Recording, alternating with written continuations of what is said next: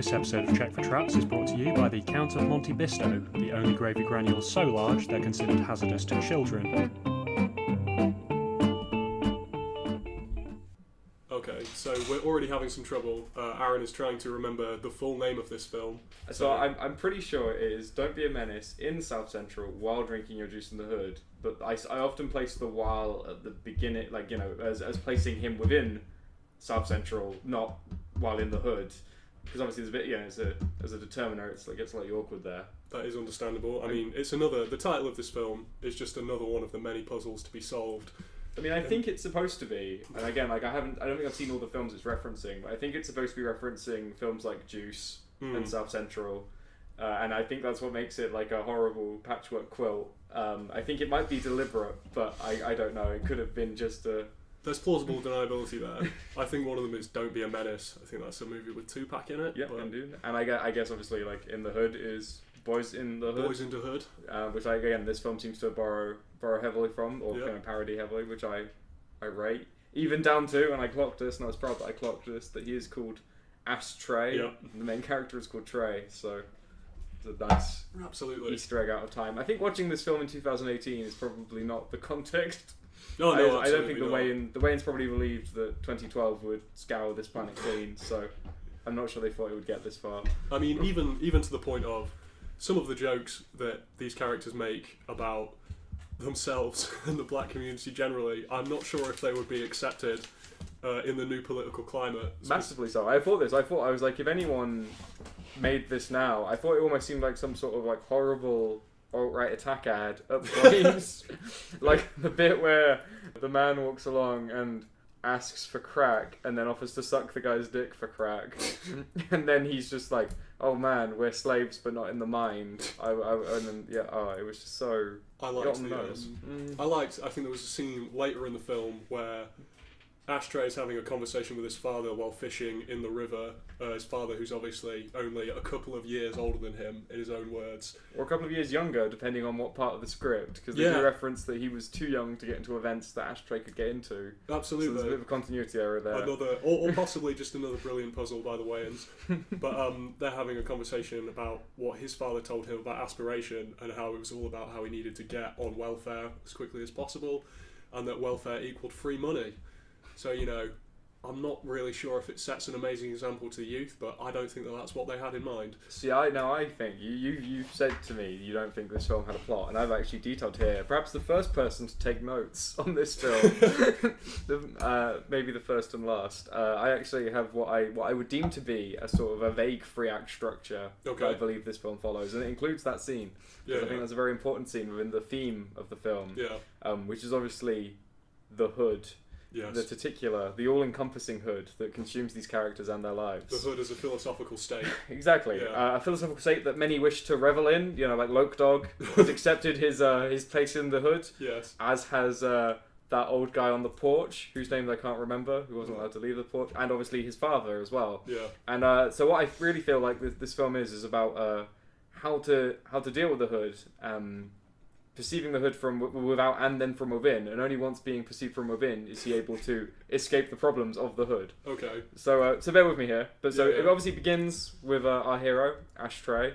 Ashtray, dropped off by his mother. Yeah, and again, she plays a key part in this. She refuses to be in the film because there can't be positive role models in these hood films. Okay. And so he's obviously at that point a stranger to the hood, and he is a foreigner to the hood, and he's been taken to the hood to learn how to be a man and to presumably in some way connect with the negative black aspects of his masculinity. It's a growth. Exactly. So he meets with his father, who is, as you said, quite literally a child. Yep. Who at one point he reads a bedtime story to while he jacks off. That's right, because it's from a pornographic magazine, and the camera pans over to the father, who you can see. I mean, you know, if you have a keen eye, which I do for these things, you can see his hand going up and down quite gracefully underneath the sheet. Mm-hmm.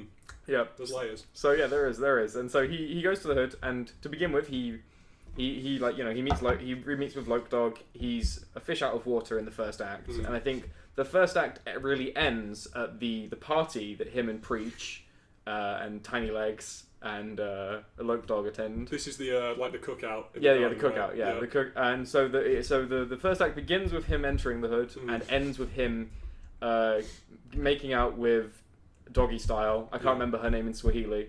I doubt it actually is that. Dashiki? Yeah, there you go. Yeah, there you go. I doubt that is actually her name, Doggy Style in Swahili. I thought about looking it up, but then I trusted that the Wayans brothers had not done their research. Yeah, so, me too. I like that it's just a throwaway line. Yeah. But I will call her Doggy Style because that's easier to me. Alright, from now on, Doggy Style. With her, I actually went back. I think they make reference. Previously, I said that there were 10 kids. That was rude of me. There are actually 7. Yep, well established. Yep. 8 by the end of the film. That's right. But again, we'll get there. We're getting ahead of ourselves. So, Okay. so the first act ends when he kisses Doggy Style and enters the world. And at that point, he has entered the hood. Like he has made enemies with Toothpick. I want to say he's called. Hang on a second. The guy who acts like he's in prison. It is Toothpick. Yes. Fucking hell. Okay, cool. So he's pissed off Toothpick. He has ingratiated himself with Doggy Style, and he has entered this life that up until then he'd only been an outsider to. Okay. And so the second act is him falling into the same traps that his father did, and the same traps that these people have, like Loke Dog and like Toothpick, Toothpick actually has a funny joke where he believes he's still in prison, no matter what scenario he's in, and contrary to all and belief and like anything around him. This is when he's trying to place a bet during a card game, and he puts down several cartons of cigarettes. Yep, and everyone else reacts with the skepticism that you would react with. Yep. And then he talks about how he fucked a man in the ass for quite a lot of his prison sentence. That's right. But then denies it. When it doesn't land that well. I believe he's going through a list of things about him being the most OG, the most manliest of them all, and then as everyone's agreeing with him, as he's sort of getting everyone rabble-roused, he says, "Have you not ever just seen, I think it's like the curve of a man's ass and wanted to get in it?" Which shocks them all, because clearly they haven't been inside and they don't know what it's like when you're... Well, necessity is the mother of invention, really. Yeah. And then he backpedals, I think, a little bit too late. But he's still a very scary man with a gun, so the posse still roll with him. And he is one of the sort of the main signifiers of accepting the hood and being trapped by the hood. Yeah. I viewed the hood by the end of this film much like ennui in Jean-Paul Sartre. Oh my god. And so the second act, in my opinion, sort of it has the death of Marek, which is obviously, in my opinion, poorly set up because he doesn't appear before or after that scene. Absolutely. But Marek, for reference, is a man who Lokdog and Trey take to his first day of college, and he is murdered by an innocuous white man. It might be the same man from the Korean store. Is it? Is it the man? Is it the man? I think believe it may be so. Because I think it might be. We will get to the man because he has a part to play in all this as well. The second act, in my opinion, ends when he creates unwanted life. He gets with Toothpick's ex-girlfriend, and within 20 minutes, still Doggy Style, right? Yeah, Doggy Style. Sorry. Within like several minutes of fucking her, she has worked out that she's pregnant. Yes. And he works out that he doesn't want it or isn't ready for this. That's right. And then she kicks him out, and he has, perpetuated this cycle of lacking. A black youth lacking a parent figure. Okay. That he was trying to strive against at the beginning of the film. Yeah. And in addition to that, he then gets arrested by, I believe, Bernie Mac. It's the racist black police officer, isn't it? Yeah. Who I did check to make sure it was Bernie Mac, and that character is called Officer Self-Hatred, which I thought was that's very clever. A classic piece of Wayans Brothers writing. So it ends there. So by the end of the second act, he has fully embraced the hood. Not only has he entered it, he has now perpetrated some of its worst, some of his worst forbearances, including threatening a rival gang with a nuclear arsenal. Yes. They had been pikeyed, as I understand, from the USSR. Yep, indeed. Because I don't actually know when this film was shot, but I guess it was post-collapse of the USSR. We have a release date, January 12th, 1996, so it would have been in 1995 when they shot the movie. See, the thing is, it's such a timeless classic that it really could have been from any era, any era at all. There are no dated reference in it whatsoever. Not at all. I think, incidentally, this is a weird thing to pick up on, but when he reveals to Toothpick and his gang that he has this nuclear warhead, I believe he just opens the side of a truck, and I don't remember them having that truck before that scene. Oh no, I see they do. So it's one of the first things established about Loke Dog is that he inexplicably owns United States Postal Service mail truck. And that is referenced as his one and only asset, other than his vast Uzi collection. Okay. In the shape of the chair. Exactly. I can only assume that him owning, it's very specifically said to be a USPS truck as well. I can only assume that's a reference to something, because the USPS truck appears several times thereafter. He eventually has sex and is seemingly consumed alive in that truck. Right at the end. Before appearing to be just fine in the next scene. But I thought Loke Dog had genuinely died in that scene. Yeah, I was quite upset. But absolutely. He turned out to be fine, which is good. I guess that when the woman who he was eloping with in that postal truck she begins turning into like a demon. Yeah, like a thriller sort of thing. And it looks like she's going to consume him, as you assumed, but I guess she just really, really went in on him in a sexual way. I think so. I think she just sort of ravished him almost. Okay. But he was like being dragged away with his ass gratuitously on show. Yeah. Because the Wayans Brothers love getting their asses out. They're like bums. They really do. Male ass as well. Their own and others. Yeah. They don't really discriminate. I can respect that. I don't know about you, but I've always found male ass to be one of the most brilliant tools of comedy. I mean, if you get up in a house and like press it up against a window when people are outside, it's just instant gold. Massively so. It's a full moon. The image and the word, it's a perfect ensemble. And the Wayans Brothers use it exemplary. Absolutely. It's one of the finest parts of this film. So the third act. So in the round about the seeds of the second act, about halfway through, Doggy Style says that she wants to leave the hood and that she wants to take Ashtray with him. Yeah. This is later revealed to be a cynical ploy to get him to pay for all 7 children, as is revealed when she thinks he's dead. But removing from that, like this seed is planted, and he talks about this a lot, and he wants to move out the hood. A full 2 days after moving there. Yeah. And so it's been a long 48 hours. He's trying to escape this place that he voluntarily went to. Presumably he could call his mum. But I guess actually she's not in the film anymore. So no. She said she's out. She's out. Yeah. So that's that. So he is trying to, for the third act, and this is the third act for me is signified after he's released from his arrest. He's trying to beat the system, and he does eventually beat the system. Yes. But he only beats it after succumbing to a ferocious and incredibly expensive gunfight with Toothpick and his lads, where the car gently passes by a house that they've just arrived at, and Grandma kills nearly everyone of the rival crew. This is, to be fair, something that was actually well established earlier on in the film, because I think Grandma's first appearance, she shows that she is hard as fuck. Oh yeah. She's smoking so much marijuana, and she's got like 2 pistols, and she gets punched across that table and just gets back up. It says you still hit like a girl. Yeah, exactly. She also rolls through the hood with the hydraulics pumpkin, Jesus, playing Wu-Tang Clan. So you are aware that she very much lives the life, and she isn't someone who's anything to fuck with, as the Wu-Tang Clan once said. You're right, I did misrepresent that. I did deploy Grandma there as if that was entirely unscheduled, and you're right, she was very well foreshadowed. They laid the groundwork for it, and I wanted to get due diligence for that. She is the most competent gangbanger in that film, perhaps, actually. Because everyone else is slightly lacking. Yeah. Especially Toothpick and... Loke Dog's alright. I mean, Loke Dog does have an actual nuclear missile. Yeah, no, I mean, he comes correct to all possible confrontations. I've never been so prepared for a confrontation, be it verbal or violent, in my entire life. I would agree. I think he's embraced this, and he at one point he asks Ashtray asks Loke Dog if he wants to leave the hood, and much like his father in that scene you stated where they're fishing, he says that he cannot leave the hood. Like, he is attached to that. This is the life he has been born into, and that he will stick to. And I really think that's sort of the theme of the film, is that you can determine your own path. Like, he goes into the hood, and he does eventually re-emerge. Like, they do leave the hood. There is a very short, very literally second long scene where they're getting married. They get married, absolutely. And then it's just that's it, and then they're out. And I think he does beat the hood eventually. And I think that's what, even in the second to last scene, before he gets married, is the one where he's fishing with his father. And even then, when he's made all this progress, he still doesn't argue the point with his father. He just lets these people stay in the hood because they've got to make their own journey. Oh, I see. He has undergone his journey. Yeah. So he knows that, you can open the door, but you can't push someone through it. Exactly. Would you say that this is almost then a libertarian film? I would say that, I would say Ashtray takes a lot of personal responsibility. Absolutely. Including for the child he created within 7 minutes flat. And throughout that last part, he lives recklessly to begin with. He gets arrested, though admittedly not his fault. Yes. He is witness to the robbery that he doesn't stop in any capacity, or perhaps slightly perpetrates. I can't remember. It's just the one with the man, the Korean.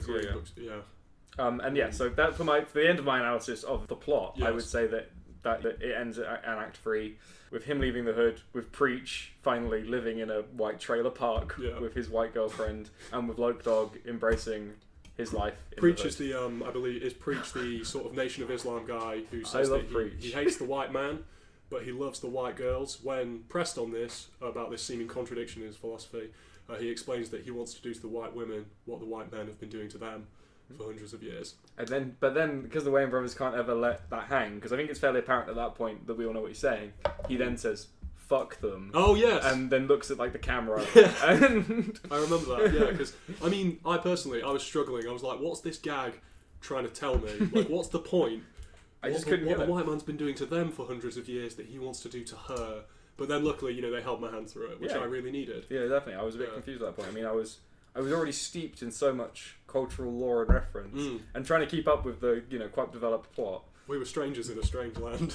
That is my retort to your it's plotless. I believe it has a thrust. The thrust is the hood, and this is fair enough. Trey's journey throughout. I will agree that a good 30% of the scenes are unrelated to that arc.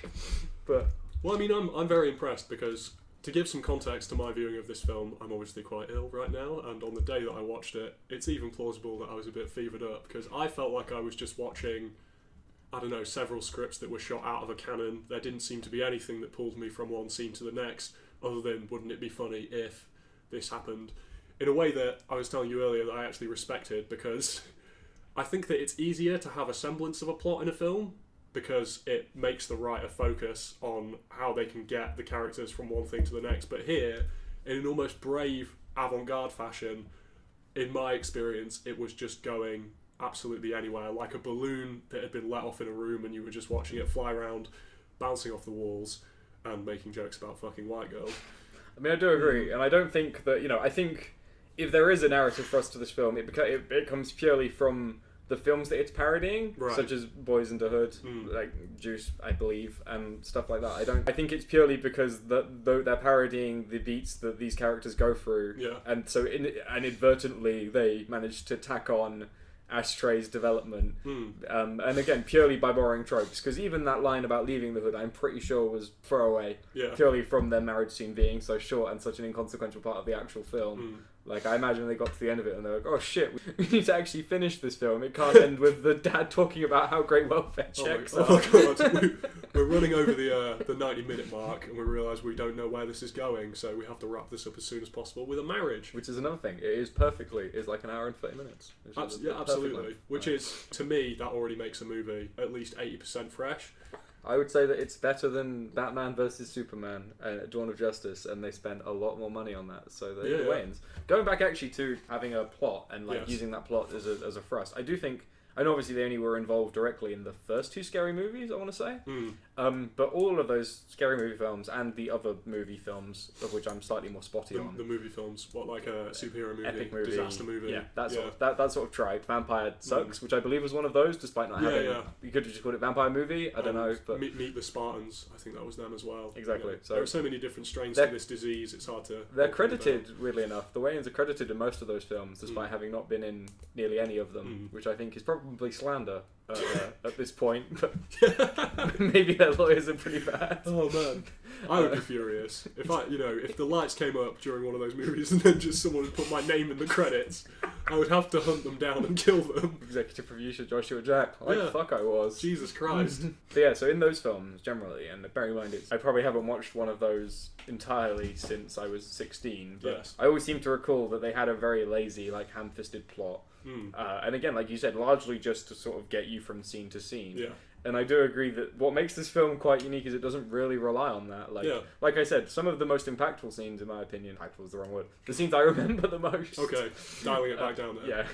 Are scenes that are completely unrelated and have no setup or payoff. Well, have no setup within the plot. Sometimes they help the theme, like Marek's death in the college, like the Korean shoplifting store, which again just comes at a point between two character beats where they're just like, oh, I need some. I think he's like, I need some bubble gum, doesn't he? Or he's like, I need some 40, some more 40s. Yeah. They want more booze. Yeah, and so they walk into this store, and then what happens afterwards? Well, I guess they get arrested, but they don't get arrested because of that. I don't think. No, they just get arrested because they're black on a Friday night. I believe is the precise excuse. Which is quite satirical, actually. Now that I reflect on it, and stands up very well. And I think I'm sad that we haven't advanced since 1995, that's 96. kind of depressing. There's, again, with the people not growing up to be 21, like he gives them the birthday cake at the beginning and then just gets shot. Oh man, the opening sort of just gags of this movie were some of the funniest I've seen in ages. Just essentially, it's introduced by a queue of people who are trying to set the scene and tell you how brutal the hood is, and they all keep dying. And they none of them can get through. Well, yeah, I think the last guy gets through a couple of sentences before being shot. And then a mother comes over, mistaking it for her baby boy. Absolutely. And lamenting openly. Yeah, she's hysterical, but she is politely reminded that is, fortunately, someone else's son.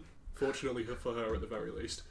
And I think if you edited a couple of bits of this film and put it on YouTube, it would probably be a viral hit by the end of the month, just by sort of topicality alone, which is really sad. And the fact that you could cut, small parts of this into a Black Lives Matter propaganda video is, I mean, it speaks to the legitimacy of their grievance, to be honest. Definitely. 20 years prior, so fair play. Ain't nothing changing. I've been saving it, but to go back to that store scene, the Korean... Yeah, so I was looking forward to this. Korean store. So, couple of favourite parts. I think probably favourite part is the notepad, where he's with all the other people he's been framing. Yeah. I'm pretty sure this is pre-Michael Jackson's death, or... oh, definitely. I guess it's just accusations of paedophilia and stuff at that time, which I thought was quite nuanced, that he wasn't just killing these people, he was just... He was ruining them in the media as well. Yeah, he was an all-purpose assassin, and then the other bit was where he takes off the single glove, which is an OJ reference that I fucking loved. Because the glove fits, and then he or doesn't fit rather. I mean, we never really established that, and he throws them the gun so they get the fingerprints on it. Yes. Yeah. So yeah, he was great. I liked that he was shoveling, because that actually there was almost a multi-layer joke, because the Koreans are really worried that the Wayans Brothers are going to be taking stuff from the store while the man is busy just cramming stuff in a bag. Yeah. Stuff he doesn't leave with, by the way. So I guess he was just doing that for anarchy, for his own, Some men just want to watch the world burn, Aaron. And that the man certainly did. Yes, Lock Dog is perusing the goods. He's looking around at things that he might be interested in, and the Korean woman is coming out of increasingly comical places, asking him to kind of hurry up and buy something. At one point, he opens up a freezer, and she rises out of the freezer covered in frost, being like, "Please hurry up and buy something." You're misrepresenting her action. I think what she really goes is, "Hurry up, buy something! Hurry up, buy something!" Which is just really like stereotypical accent imaginable. I think at one point, Preach, as a hilarious 1-2, says that we need to all stop being racist, and then calls them chinks, which I thought was, again, very very incisive as to how different minorities within the hood poorly interact with one another. Is it lateral aggression? Yeah, I believe exactly. is the social justice terminology. There you go. They are all they're not being intersectional as they need to be. Absolutely. It's the ultimate tragedy. While in the background of a scene, absolutely, they're following Lock Dog around while he's not stealing things, and then a man is just literally pushing things off tables into his bag with the intent of stealing them, or the presumed intent of stealing them. I mean, that's not vindicated by the end of the scene. Exactly, but I assume that's because him walking out with just a bag full of booze would have been he was trying to be like the consummate assassin at that point. Yeah. Will you please remind me, because again, all of this is coming back to me as though through a drunken dream, but what was it in that situation that made Lock Dog pull a gun on the old Korean lady? Because he shot her in the arm. He shot her several times. Yeah, and she recovered from quite well, if I remember correctly. I'm pretty sure. Again, I don't really remember. I remember the confrontation. I don't really remember what makes it start. Yes. I think it might be that he has to pay for something that he doesn't want to for $5, because she says $5. I can't remember what it is. I can't remember if he broke something or something happens, and then it keeps escalating as he keeps firing and breaking more stuff. Yes. Until eventually he rips her shirt and she goes, 1995 was in a sale, and then the man shoots the light fitting on top of both of the Koreans. Oh yes, it comes down, knocks them on the head, and they both die. Yeah, and they both and then crack shot. Yeah, exactly. And then they both turn to the right, and then he's there, being like, aha. Done it. Takes off the glove. Insues glove into list, why he was wanting to discredit Lock Dog, and why Lock Dog was up there with Michael Jackson and Tupac. He wasn't punching up, was he? I mean, what is it that we don't know about Lock Dog? I mean, maybe it's the missile. Maybe that's got him on the list. That's true, actually. I mean, to me, in real life, that would make someone the target of international intrigue. I mean, you've stolen warheads from a now collapsed. Yeah. Yeah.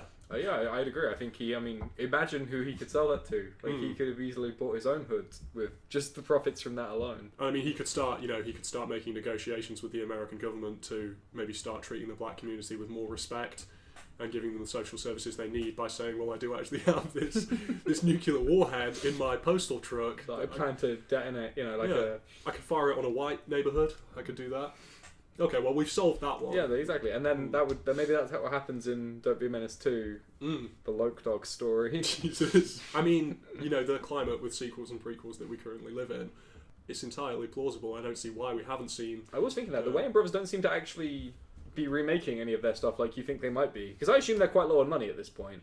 Yeah, well... But I mean, this maybe is unfair, but based on the way that they seem to write their scripts, as in, I feel that maybe they just have a smoked out haze of ideas that they record on a dictaphone and then turn into a film. Like, I imagine that they're not the most financially competent people, but from what I can see on their IMDb filmography, most recent directed Thugaboo, A Miracle on D-Rock Street, which is a TV movie, and things that they wrote.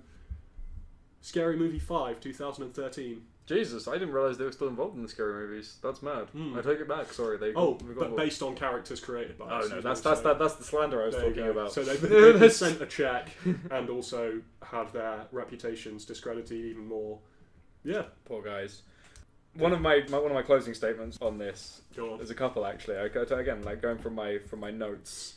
In the introduction, there is a term I hadn't heard in years, and I thought it really spoke to sort of, again, like how you couldn't make this film now, and which is the introduction, obviously talking about Batty Boys, which is a frequent staple of rap lyrics. Absolutely. And again, like just not a term I'd ever had to think about in like maybe 5 years. Oh, really? Haven't heard that one since school, have we? Nah, maybe. Yeah. Like university at the very least, I want to say. So yeah. Maybe an ironic drop. I mean, Batty Boy was almost so ridiculous as just a term that I can't really imagine anyone dropping it seriously. But I don't know. I mean, that's the thing. But at that point, because that song is literally played over black credit scenes on like white writing. Yeah. Then there's no context as to whether it's satirical or not.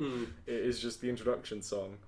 They have another one. I like that Loke Dog lives at 187 Drive-By Boulevard. Drive-By Boulevard. Which mirrors nicely with one you pointed out to me, which was 6969 Penetration Street. That was wonderful. Yeah, no, it took I think it was later in the film that I only noticed that little gem. But I mean, there's so many layers. Yeah, as Rick Berman once said, so deep. There's so much going on in each frame.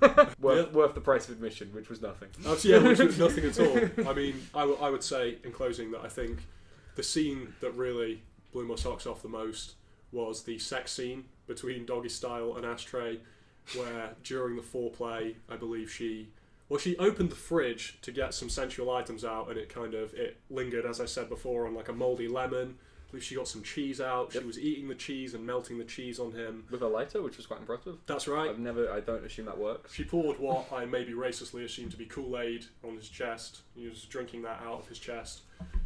And then finally, I think he was dropping hot sauce on her feet and kind of licking it off the feet. So I don't think I've ever seen such a sensual and accurate representation of lovemaking in cinema in my life. So, I mean, it was like watching, my own sex tape. I was going to say, it really struck home as to, just as to all the things that I do in my day-to-day life. They tend to romanticize, lovemaking in films, and it just looks very unnatural and weird. No one in a Bond movie ever busts out the hot sauce. No. Whereas, I know you, Aaron, you won't even get into bed with someone without the hot sauce. Exactly. And again, James Bond doesn't ever come instantaneously and pass out. Absolutely. And then he's never told that he has now impregnated the person. Exactly. That would really reframe the entire... maybe we should post this to Mike Myers for Austin Powers 5. I think he would... that would be decent. This. Yeah. Or maybe even just... because they're going nowhere now. Maybe the next Bond film... love scene, near to the beginning, and then when he's about to go off on his spy caper, she's just like, where the fuck are you going? I'm pregnant, I'm going to have a kid soon. Daniel Craig just grimacing like, that's right. I'm not ready for this responsibility because I'm James. 70. And now, then just the next 80 minutes of the film, really old Daniel Craig walking down the street with like an enormous stroller and a baby. A little baby. Yeah. Still got his PPK, obviously, in case he needs to bust someone. But yeah. No, yeah, that's perfect. I think that pretty much covers everything I have to say about Don't Be a Menace in South Central while drinking your juice in the hood. I'm afraid, Aaron, you score no points, as the title is Don't Be a Menace to South Central while drinking your juice in the hood. 2? Oh god, I didn't realise we were personifying South Central. That's I guess right. it's the inhabitants. Again, it's, like the hood, it's a state of being that needs to be negotiated with. It's nebulous and it's complex, and it won't be solved overnight, nor has it been solved in the 23 years since this film came out. Which is strange, because this is nothing if not, a bulletproof political manifesto on how to get out of the hood. Agreed. We need to start airdropping this into inner city schools. And out of city schools. I think it will really help teach all those suburban kids. Absolutely. It'll bring us together. Yeah, exactly. That's what MLK wanted.